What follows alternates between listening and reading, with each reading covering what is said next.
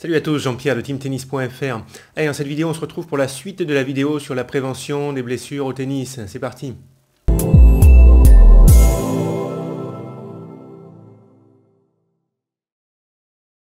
Allez, on y va. Pour ceux qui ne me connaissent pas, j'ai été moniteur de tennis pendant 15 ans. Pour l'instant, je ne donne plus de cours de tennis en club. Je donne des conseils sur le site teamtennis.fr et sur cette chaîne dans les vidéos. Et donc là, on y va pour la deuxième partie de la prévention des blessures au tennis.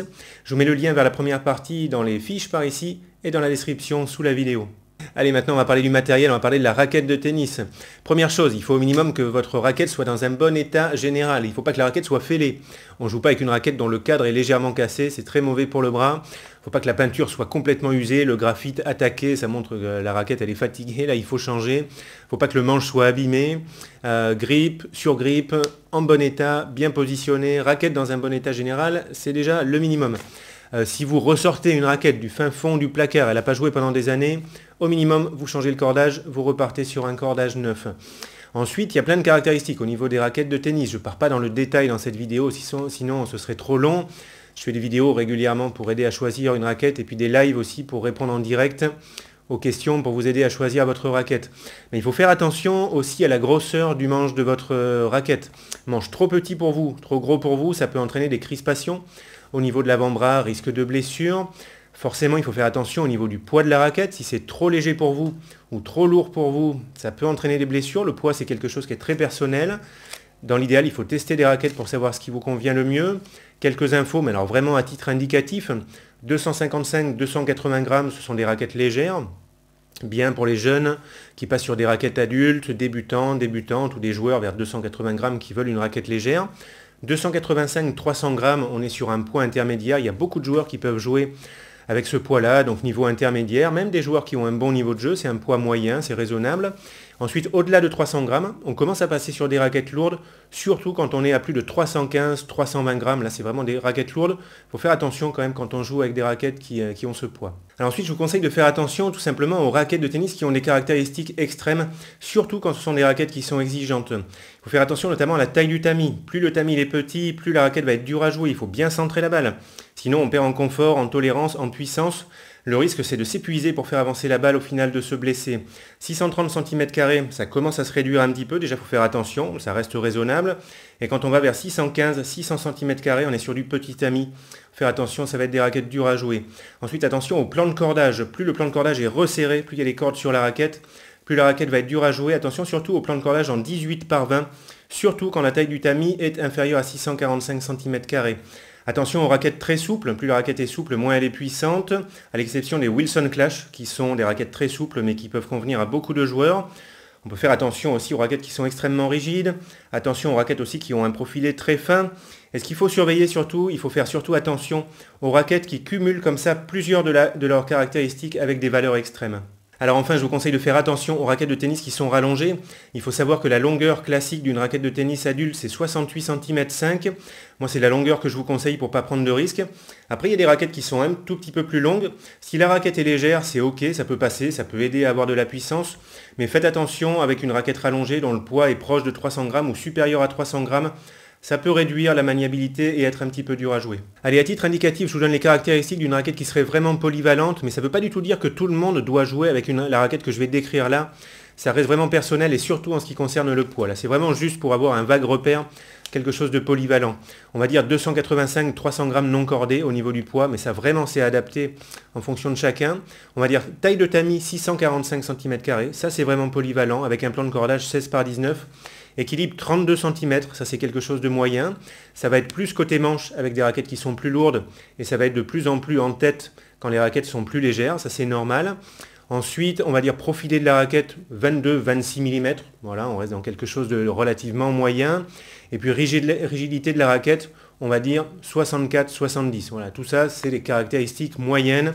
Et quand on se rapproche de ça, on va dire qu'on limite un petit peu les risques avec la raquette. Un mot sur le cordage. Si vous voulez vraiment privilégier le confort, il faut partir sur du boyau naturel, mais là, c'est le plus cher.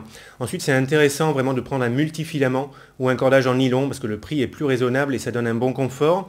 Ensuite, il faut faire attention, quand l'idée vraiment c'est de limiter les blessures, à tout ce qui est polyester monofilament, parce que c'est plus rigide. Et je dirais qu'il faut bannir le Kevlar parce que c'est un cordage qui est très rigide.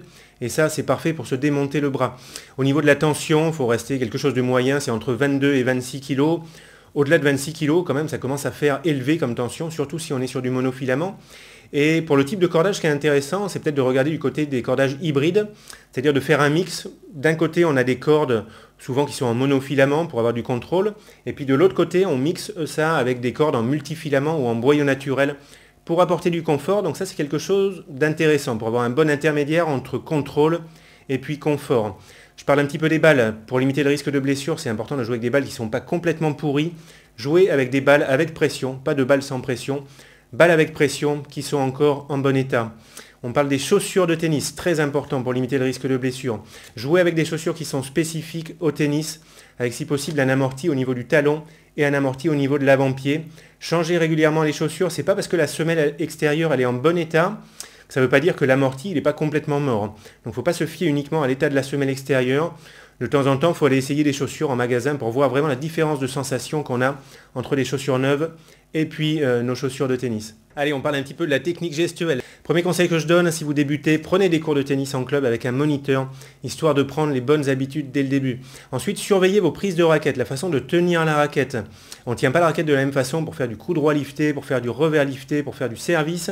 Et la façon dont vous tenez la raquette, ça va déterminer la suite du geste, le fait que vous allez plus ou moins vous crisper peut-être sur le manche de la raquette. Donc ça, c'est important pour limiter le risque de blessure. Moi notamment, je ne suis pas du tout fan des prises de coup droit extrêmes, vraiment des prises de coup droit très fermées. Souvent, les joueurs forcent beaucoup avec ce genre de prise. La balle n'avance pas forcément très vite. Souvent, les joueurs jouent trop court. Si vous avez un super coup droit avec une prise extrême de coup droit, il n'y a pas de problème. Mais très souvent, ça pose problème chez les jeunes ou chez les adultes. Attention à ce genre de prise. Côté revers, attention si vous cherchez à faire du revers lifté avec une prise marteau ou encore pire avec une prise de coup droit. Parce que là, ça ne va pas donner un bon geste. En fait, l'avant-bras va trop travailler. Il y a risque de tennis elbow. Parce que le plus important, au final, c'est quelque chose qui manque souvent, c'est d'avoir un bon relâchement musculaire quand on joue au tennis. Ne pas crisper le manche comme un malade. Ne pas tout mettre sur le bras. Ne pas forcer un maximum avec le bras quand on joue au tennis.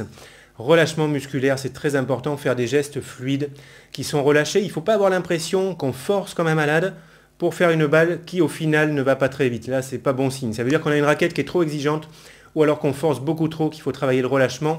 Pour travailler le relâchement, il faut bien souffler à l'impact. Ça aide vraiment à se relâcher. Amplitude aussi, c'est très important. Si on fait des tout petits gestes, ça peut amener à se crisper. Donc amplitude, relâchement, fluidité des gestes. Utilisez tout le corps pour frapper dans la balle et pas uniquement le bras. La puissance, ça part des jambes qui transmettent l'énergie au reste du corps et puis ça se termine par le bras. Utilisez tout le corps avec de l'amplitude, des mouvements bien relâchés et fluides. Ça, c'est super important. Allez, un dernier conseil sur la technique gestuelle. Attention au changement de technique gestuelle sur le tard. Ça fait longtemps que vous jouez au tennis, vous avez plus de 40 ans, vous êtes bien habitué à vos gestes et il vous prend l'envie de changer complètement un de vos gestes. Là, il faut faire attention parce que votre corps, il est habitué aux gestes que vous faites et le temps de trouver la bonne technique pour le nouveau geste que vous voulez avoir, vous allez tâtonner un petit peu. Et là, il y a risque de blessure. Si vous avez un geste qui est complètement pourri, vous faites que des fautes, vraiment ça vous pourrit le jeu, vous pouvez essayer de modifier, il faut y aller vraiment doucement. Si vous avez un geste qui vous provoque des douleurs, dans ce cas-là, il n'y a pas grand-chose à perdre, on peut essayer de modifier ce geste pour arrêter d'avoir mal, dans ce cas-là, ça se justifie. Mais sinon, si vous avez un geste qui est correct, peut-être qu'il y a des petits défauts, mais globalement c'est correct, moi, je conseille de rester dessus, c'est plus sûr, et puis de ne pas chercher à tout modifier. Là, il y a risque de blessure. Allez, quelques infos que je trouve importantes concernant le style de jeu. C'est sûr que si on a un jeu ultra défensif, qu'on passe ces matchs à faire des rallyes dans tous les sens pour essayer de ramener toutes les balles, on va s'user davantage que quelqu'un qui a un style de jeu d'attaquant, qui cherche à abréger les échanges, à aller au filet pour terminer les points. Je pense que très souvent, le style de jeu, il est lié quand même à la personnalité du joueur. Donc ça ne va pas être évident comme ça de changer complètement son style de jeu. Mais vraiment, quand on a un style de jeu, on va dire, vraiment basé sur la défense, je conseille vraiment au minimum vraiment de faire évoluer ce style de jeu, d'essayer de profiter des balles courtes, d'essayer de développer un tout petit peu un jeu d'attaque, d'essayer d'abréger les échanges, parce que ce n'est pas un style de jeu qu'on peut vraiment maintenir sur le long terme, c'est vraiment trop physique. Allez, ensuite, il faut faire attention tout simplement quand on a un style de jeu qui est très lifté. Plus on veut mettre du lift, plus ça demande des efforts. C'est pas un style de jeu qui est économique, on va dire, de jouer lifté. Donc je pense qu'avec le temps, il faut se calmer sur l'intensité, sur la dose de lift qu'on veut mettre dans chaque balle. Et puis d'une façon générale, il ne faut pas chercher à flinguer toutes les balles comme un malade à 200%, parce que ça va être usant physiquement, et en plus de ça, c'est pas forcément intéressant tactiquement. On va dire c'est plus intéressant de varier l'intensité, de varier son jeu pour gêner l'adversaire. On parle un petit peu du revers. Moi, je fais du revers lifté à une main. Je trouve que c'est un coup qui devient un petit peu physique. C'est vraiment physique pour l'épaule quand on veut frapper fort, et puis notamment sur balle haute. Et donc moi, avec le temps, pour reposer un petit peu l'épaule, je vais faire davantage de revers coupé. C'est beaucoup plus reposant. Donc revers à une main lifté, c'est assez physique. Je trouve que c'est plus physique que le revers à deux mains lifté. Donc je ne vais pas passer d'un revers à une main sur un revers à deux mains, mais je vais choisir un petit peu mieux les balles sur lesquelles je fais du revers lifté, et je vais utiliser davantage le chop. Ensuite, au niveau du service, ça sollicite forcément beaucoup l'épaule. Si on veut protéger son épaule, il ne faut pas flinguer comme un malade sur chaque service. Pareil, il faut varier l'intensité qu'on va mettre. Au niveau des effets, attention à l'effet lifté, qui est assez physique. Et moi, je vous conseille de privilégier le slice, on va dire, qui a un effet plus facile et qui est moins physique. Allez, on va terminer cette vidéo en parlant de quelque chose qu'on peut avoir tendance à oublier ou à sous-estimer.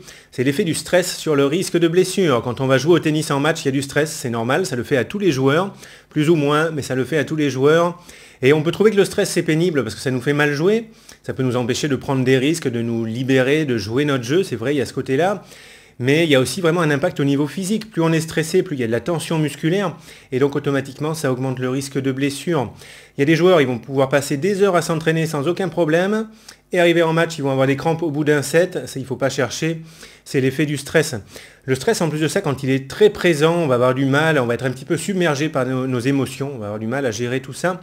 On va plus du tout être lucide, on va faire des mauvais choix, et ça indirectement, ça peut nous amener à nous blesser.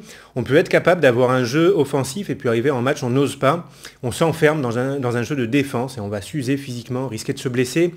A l'inverse, on peut être complètement en mode panique, on n'est plus lucide du tout, et on flingue tout, on attaque toutes les balles, parce qu'on est trop stressé, on met trop d'intensité, on force trop.